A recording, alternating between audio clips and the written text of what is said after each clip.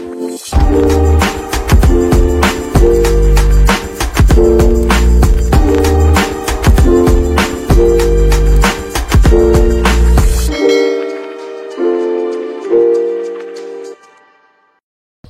warahmatullahi wabarakatuh. Berjumpa lagi dengan mata kuliah kita, yaitu analisa struktur metode matriks ya. Jadi satu semester ini kita akan belajar mengenai analisa struktur metode matriks. Jadi analisa struktur metode matriks ini bisa saya katakan bahwa bagian dari metode elemen hingga ya, atau finite element method ya. Jadi dia termasuk sebenarnya dalam pendekatan numerik ya. Jadi dia adalah analisa numerik, kalau kita telaah ya. Oke. Baik. Nah, ini saya akan flashback sedikit untuk masuk ke analisa struktur metode matrik. Kira-kira sekarang posisinya itu ada di semester 6 atau semester 7 ya, untuk teman-teman yang ngambil. Nah, ini saya review sedikit mengenai analisa struktur kita ya. Tentu saja yang semester 1 2 itu Anda belajar statika 1, statika 2. Itu masih strukturnya adalah struktur statis tertentu ya. Sini ada simple beam yang statis tertentu, portal frame, struktur portal, ada gerber, ada truss yang struktur statis tertentu. Oke, yang pertama. Yang kedua adalah mekanika bahan, mechanics of material. Ini bisa dikatakan juga sebagai bagian dari analisa struktur juga. Ini kira-kira ada di semester 3 ya. Anda akan belajar tentang properti penampang. Di situ ada inersia penampang, ada luas area penampang, ada modus elastas, ada momen tahan, dan seterusnya. Oke, itu adalah di mekanika bahan. Selanjutnya Anda belajar defleksi atau lendutan. Nah, di semester 4 ini ada beberapa metode yang kita kenal. Ada metode unit load ya, metode beban satu-satuan. Ada metode Castigliano. Yang ketiga adalah metode momen area. Ada juga balok konjugasi. Seperti itu. Oke.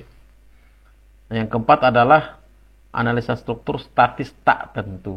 Ya. Jadi struktur statis tertentu maupun statis tak tentu sebenarnya kalau kita artikan itu dia masuk dalam metode elastik ya. Jadi masuk dalam metode elastik. Artinya materialnya itu masih dalam posisi elastik, bukan posisi materialnya adalah plastik. Oke. Artinya kalau elastik itu berarti bisa dikatakan kalau misalnya materialnya adalah baja, maka gaya dalam yang dihasilkan dari analisa struktur kita itu, perilaku material itu masih dalam keadaan elastik linear ya. Oke. Nah, di sini ada beberapa metode yang sangat terkenal, yang metode klasik ya. Di sini ada metode cross, metode Takabeya, metode slope deflection, dan metode Clapeyron atau persamaan 3 momen, atau kita sebut juga dalil 3 momen. Oke. Nah, yang terakhir adalah di semester 6 ini ada namanya metode matriks atau analisa struktur metode matriks.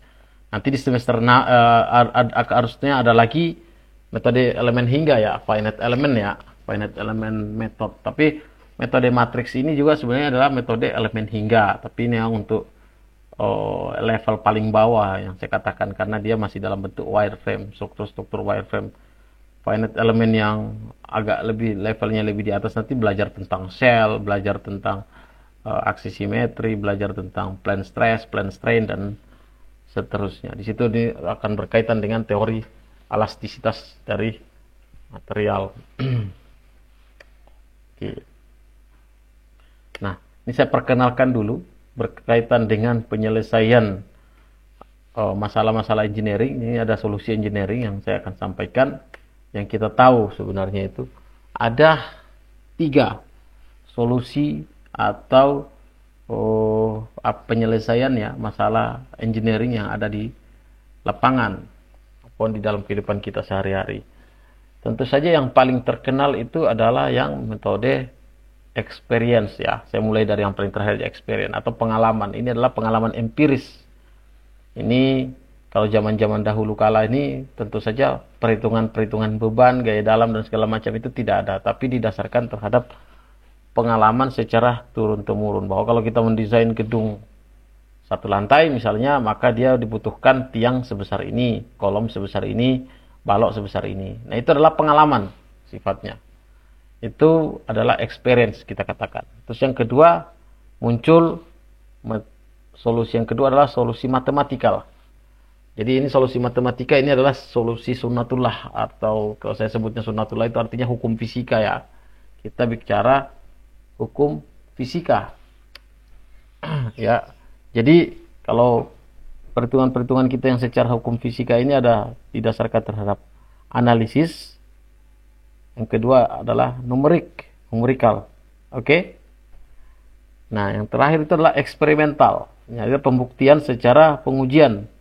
Jadi misalnya di atas kertas kita sudah menentukan bahwa balok dengan bentang 10 meter, ukurannya misalnya adalah 40 dikali dengan 60 cm, dia mampu menahan beban misalnya katakanlah 20 ton. Nah, itu kita uji secara eksperimental, apakah dia apakah memang dia mencapai 20 ton. Secara eksperimental pastinya dia akan lebih daripada itu.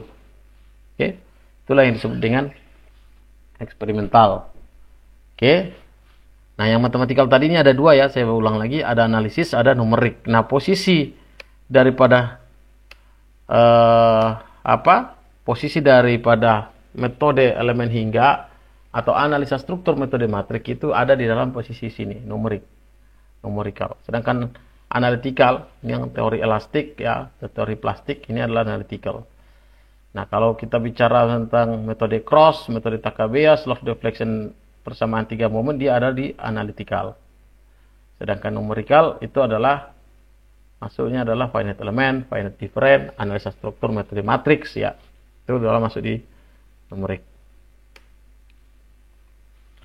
Nah, ini adalah pemodelan struktur ya di dalam analisa struktur kita. Yang pertama adalah struktur satu dimensi atau wireframe struktur one dimensional ya. Yang kedua adalah struktur 2 dimensi ya.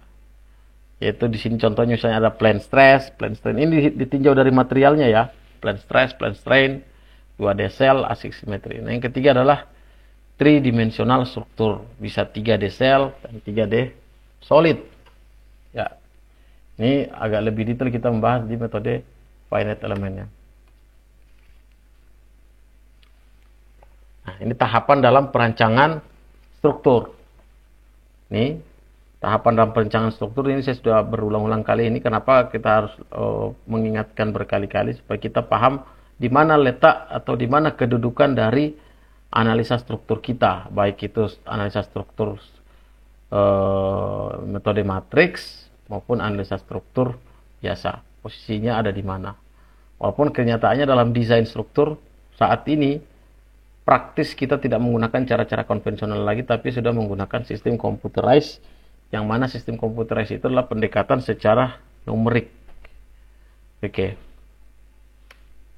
Jadi mulai dari soil investigasi, ada fungsi struktur, ada kondisi pembebanan, dan ada standar-standar desain. Nah, dari data ini kita akan melakukan yang namanya pemodelan dari struktur real ke struktur di atas kertas. Nah, yang ketiga adalah kita akan melakukan preliminary, artinya trial dan error, kita mencoba dimensi yang pas.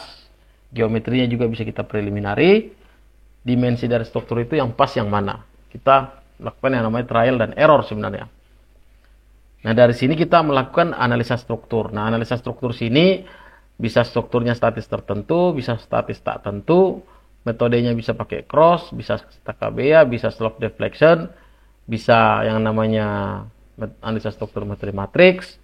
Untuk kondisi sekarang, kalau kita bicara soal gedung-gedung yang begitu kompleks, high-rise building, pasti sudah pendekatannya ke program, di mana program itu mengadopsi finite element atau metode elemen hingga.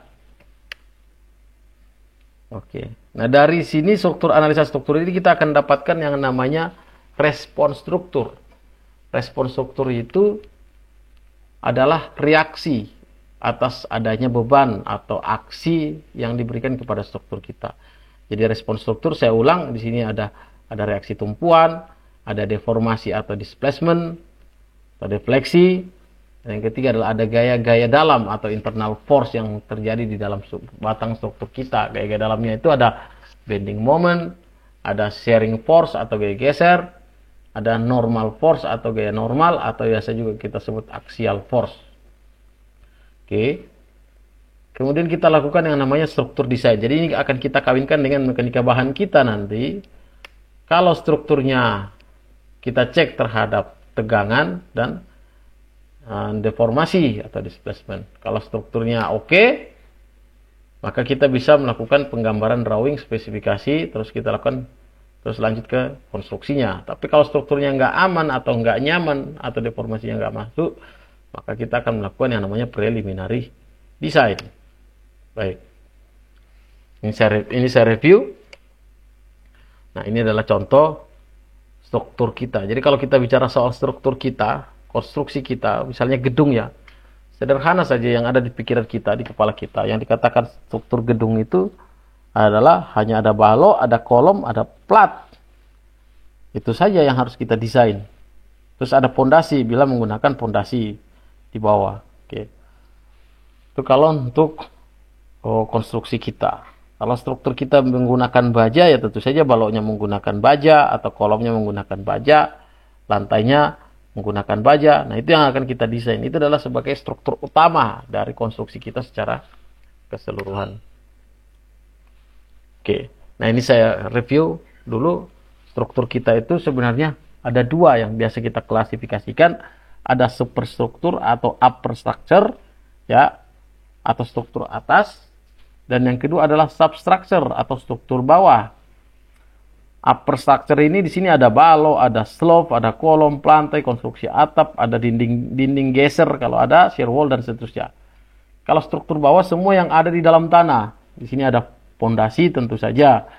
Pondasinya bisa pondasi dangkal, bisa pondasi dalam, tergantung dari desainnya, tergantung dari keadaan tanah di dalam. Tanah lunak, strukturnya berat, tentu saja Anda harus pakai pondasi dalam. Konstruksinya ringan, tanahnya cukup keras, relatif keras, maka cukup menggunakan pondasi dangkal. Pondasi dangkal di sini ada telapa setempat, ada rakit, gabungan, termasuk turap ya, seperti itu. Nah, untuk pondasi dalam, di sini ada tiang pancang, ada tiang bor atau bor pile, dan ada pondasi sumuran atau caisson. Kalau pondasi tiang pancang adalah pile ya, kita sebutnya tiang pancang ya. Oke, piling ya. Seperti itu. Nah, tiang pancang ada lagi macam-macam jenisnya. Ada yang berbentuk baja, ada yang dari beton. Ya, kalau dari bentuk baja bisa berbentuk WF, bisa berbentuk pipa. Kalau beton bisa berbentuk rectangular square, ya, square pile. Ada bisa berbentuk bulat, kita sebutnya adalah spoon pile. Nah, yang kecil-kecil mungkin kita bisa nyebutnya mini pile, ya, tiang yang lebih kecil. Nah, ini adalah tujuan dari desain ya, perencanaan struktur. Jadi setiap struktur yang kita desain itu harus memenuhi 5 kategori ini. Ini adalah tujuan utama kita dalam melakukan perancangan struktur. Tentu saja struktur harus aman atau strong. Dalam ilmu teknik sipilnya kita sebut kapasitas atau tegangan yang terjadi itu mesti lebih kecil daripada tegangan izin, atau bisa dikatakan kapasitasnya, tegangan kapasitas. Yang kedua adalah comfort. Comfort itu berkaitan dengan kenyamanan. Nah, ini bisa diukur dari lendutan yang terjadi harus lebih kecil dari lendutan izin. Frekuensi naturalnya tidak boleh lebih kecil dari sekian, seperti itu. Kalau nggak ada nanti terlalu fleksibel strukturnya. Yang ketiga adalah stabil. Oke. Apa itu yang dikatakan stabil? Stabil itu artinya memenuhi kaidah, benar-benar struktur yang stabil. Artinya penggunaan perletakan benar-benar harus sesuai. Contoh seperti itu. Stabil yang lain itu bisa diartikan bahwa konstruksi kita itu benar-benar melengkapi kaidah yang semestinya. Misalnya kita bicara rangka batang. Rangka batang bila dihitung benar-benar posisinya adalah stabil. Tidak kekurangan batang satupun. Seperti itu. Nah, yang keempat adalah low cost. Low cost itu adalah efisien. Kalau artinya biaya anggarannya harus relatif artinya anggarannya optimum, artinya sesuai dengan peruntuhannya. Oke. Itu yang dikatakan low cost ya, artinya hemat tapi aman dan nyaman dan stabil. Oke, dan yang kelima terakhir adalah workability. Nah, ini juga jangan dilupakan, kemudahan dalam pelaksanaan itu juga wajib kita pertimbangkan, karena bicara kemudahan dalam pelaksanaan itu bergantung terhadap, itu juga mempengaruhi biaya. Makin mudah tentu saja biayanya makin relatif murah ditinjau dari biaya upah ya, seperti itu. Nah, inilah pemodelan, modelisasi dari struktur kita. Ini simple beam ya. Contoh simple beam itu seperti apa ya, ini simple beam. Ini juga simple beam. Nah, ini contoh simple beam. Ini adalah kategorinya masuk dalam simple beam. Oke. Nah, ini simple beam semua nih. Nah, ini adalah cantilever beam. Nih, cantilever. Ini juga masih cantilever. Ini adalah struktur Gerber. Ini adalah sendi dalam ya, kita sebut sendi dalam. Jadi mirip persis pertemuannya kayak seperti sambungan bibir lurus ya. Nah, ini adalah pelengkung 3 sendi. Seperti ini, pelengkung 3 sendi. Ini juga masih pelengkung 3 sendi. Apa itu pelengkung 3 sendi? Struktur yang berbentuk pelengkung tapi dia mempunyai ini sendi, sendi, sendi. Strukturnya masih dikategorikan statis tertentu. Ini sama, ini juga sendi, sendi, sendi. Ini adalah struktur jembatan, kalau kita modelkan seperti ini. Nah, ini setiap pertemuannya adalah sendi, sendi, sendi, seperti ini. Oke. Nah, ini adalah bagaimana pemodelannya, seperti ini. Jadi adalah struktur kabel stay atau jembatannya, jembatan gantung tapi yang tipenya adalah kabel stay, bukan yang tipe suspension. Inilah kabel stay.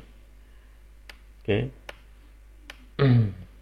Nah, ini yang struktur berbentuk portal. Di sini ada kolom, ada balok, dan yang silang-silang ini adalah bracing ya. Jangan lupa dipasang. Ini adalah bracing. Ini juga adalah struktur rangka kaku. Oke. Ini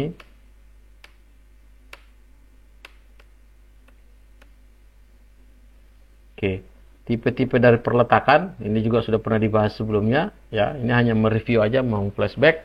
Ada perletakan roll, ada perletakan sendi, ada perletakan jepit, dan perletakan spring atau pegas. Nah, di sini kita bisa pelajari nanti seperti apa. Kita percepat aja. Nah, ini adalah perletakan ya. Roller support ya, kita tahu roller itu hanya bisa menahan gaya vertikal saja, horizontal tidak bisa ditahan.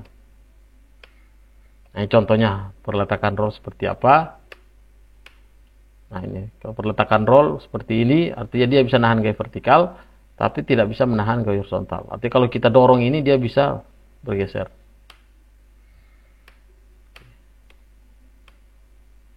Nah, ini adalah perletakan jepit sendi. Sendi itu bisa menahan vertikal dan bisa menahan gaya horizontal. Contoh seperti ini. Ini dia bisa menahan gaya vertikal dari struktur ini bawah ini, dan juga bisa menahan gaya horizontal. Sama. Oke.